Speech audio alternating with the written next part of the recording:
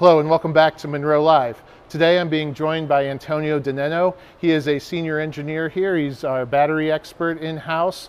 Today we're going to be taking a look at the Rivian R1T battery tray and the battery modules inside. So we're going to start off taking a look at just the tray itself right now. We have removed the cover. We'll be popping that off here in just a second for you guys. But they have a steel cover that they're using. We were actually expecting this to be a composite cover. From the images that Rivian had published early on in their design phase, it did show a composite cover.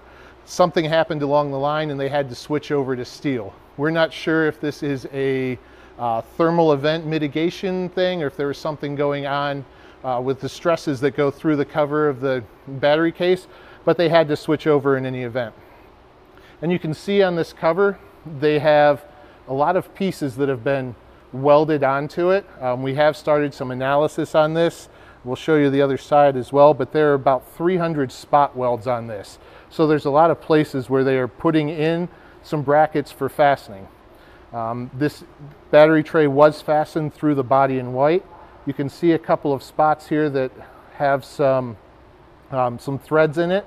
So there were bolts through the body in white to this part of the battery tray. This does not go all the way into the structure of the battery tray. It's only into the cover.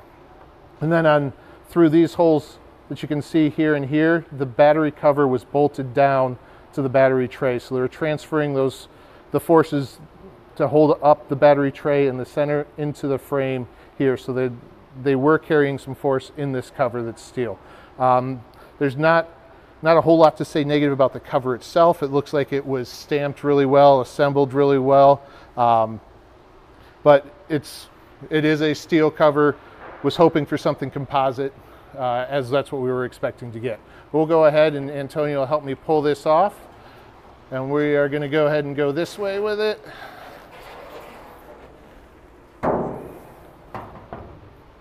All right, and as we get into this, you'll see there is a large mica sheet.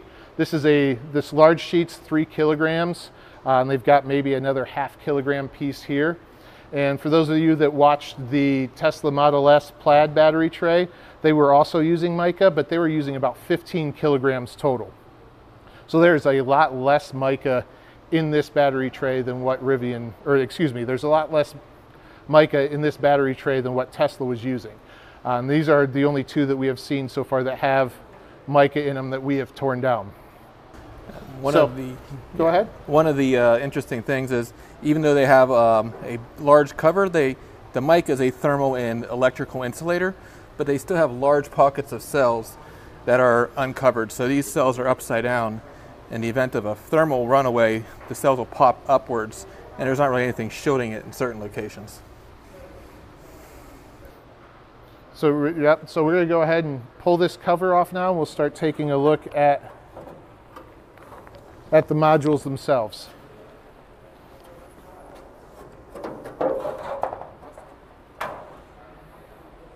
All right, and as you can see, they are using modules in here. They are very large modules.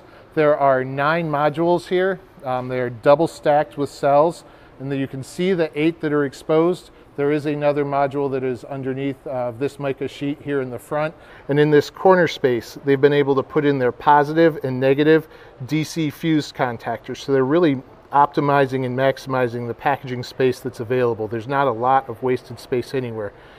You do see a little bit of a gap running down the sides in between the modules and the wall of the battery pack. But that's something that we're used to seeing in forced side impacts to prevent anything from penetrating into the battery pack or the battery module itself. They also have the battery management controller right here. So that's also packaged in here. Everything is really close, really tightly packed, efficiently put into place. And Antonio is going to go ahead and tell you guys a little bit more about the modules themselves. All right. So the modules are potted with looks like a polyurethane. It's a squishy but not slippery, so which would indicate silicone. It looks like it's a top-down pour with a expansion into urethane as it cures. There's also a BMB strip here for monitoring the actual voltages and temperature of the board. and it runs underneath. It connects to another connector like this guy over here. Now with that, the polyurethane foam, we're sure that it is a thermal insulator as well.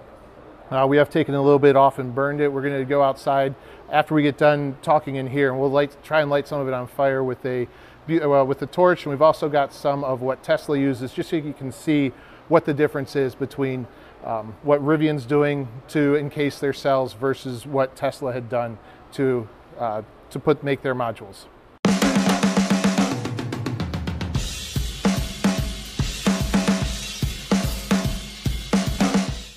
Yeah, we'll do this one first.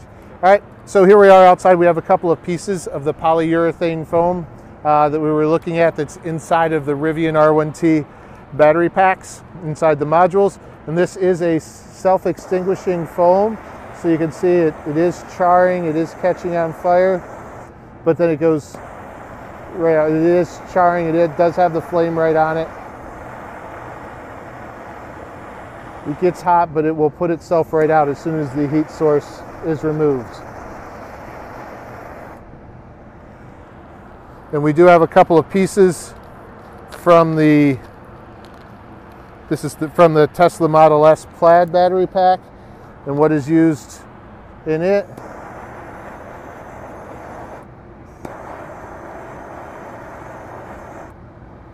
You can see that the flame will continue to burn.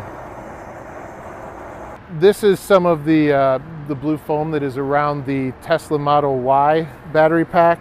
So if we bring this out and we do the same test where we put the heat source to this and stop, you'll see that it keeps burning in the corners. It is a little windy out today, so the wind is helping to extinguish it, but it is burning on its own. So this is not a self-extinguishing foam. This is something that wouldn't help prevent any thermal events if they were to happen. All right, we're back inside with some of more of the Tesla foam that we had tried to burn outside. It was a little windy outside. You couldn't really see what was going on. If we bring it in, just not a real hot source to start with, just a layer, it'll show that this will burn, and it just lets itself keep burning. So this does not quickly self-extinguish. A little bit more flame to it, and as you can see,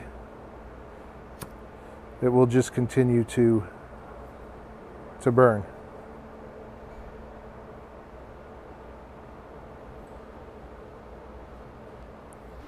All right. Also want to take a closer look at these laser welds on here. It looks like they're still dialing in their system because some of them have burned through. Let's find a couple good ones. I think this one might be our best one, but there's a little bit too much power going through, so it's shooting through the aluminum and the base of the aluminum connector. So that can be cleaned up a little bit in their system. The BMB strip running down the center holds all the electronics. It's pretty efficiently packed, which I'm kind of impressed with. And the little BMB boards are underneath this as well.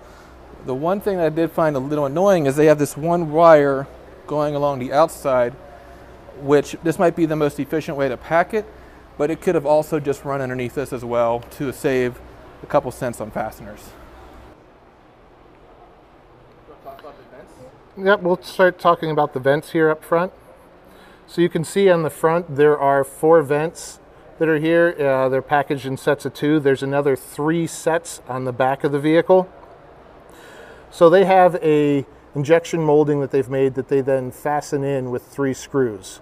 So they have 5 injection moldings, which brings them to 15 screws. This is something that very easily could have been designed as a snap-in feature to eliminate those screws and the fastening operation that's brought in. There's probably some machining in there as well to tap those holes to be able to do this, so it would make it a lot more efficient just to have it be a snap-in process. And then going from there and looking at some of the rest of the housing for the battery tray, they are using an aluminum extrusion that is going around the entire perimeter. There are 4 extrusions, 1 down each side, and then 1 in the front and 1 in the rear. They have 2 different extrusion profiles. The 2 sides are the same profile, and then the front and the back appear to be the same profile as well. You can see right here how they've machined out some of the extrusion. So you can see it's a very thick walled extrusion to be able to offer some support. But this is a very narrow extrusion overall. We've been looking at a lot of unibody vehicles, so they have to build a lot more structure into their battery pack. The Rivian being a body on frame, they get a lot of structure and protection for the battery pack from the frame of the vehicle.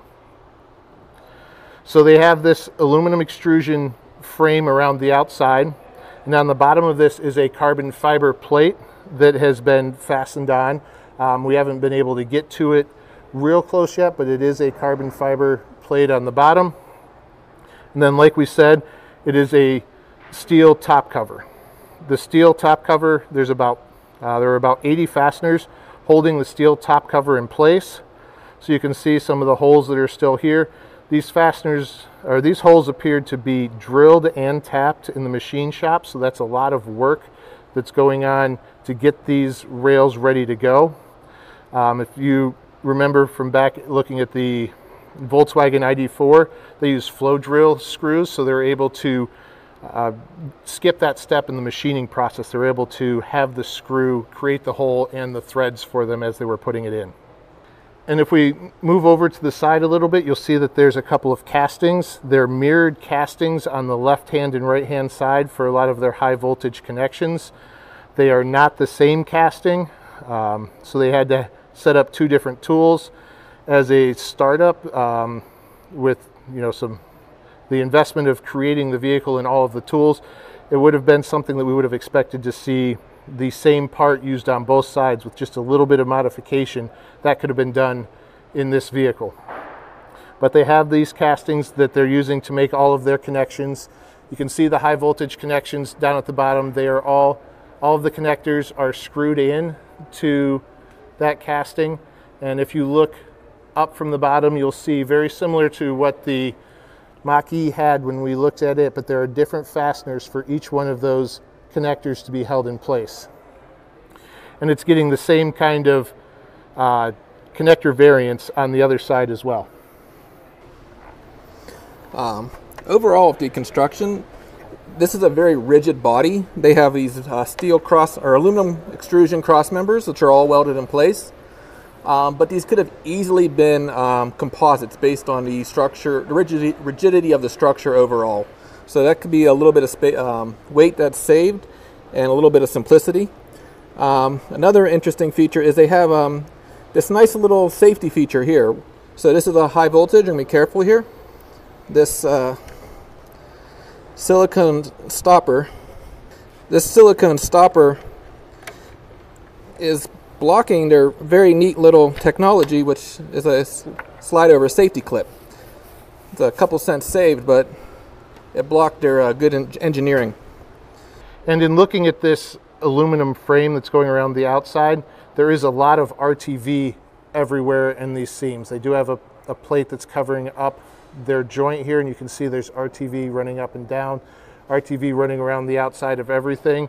As we get to the back of the tray, there is even more of it at this corner.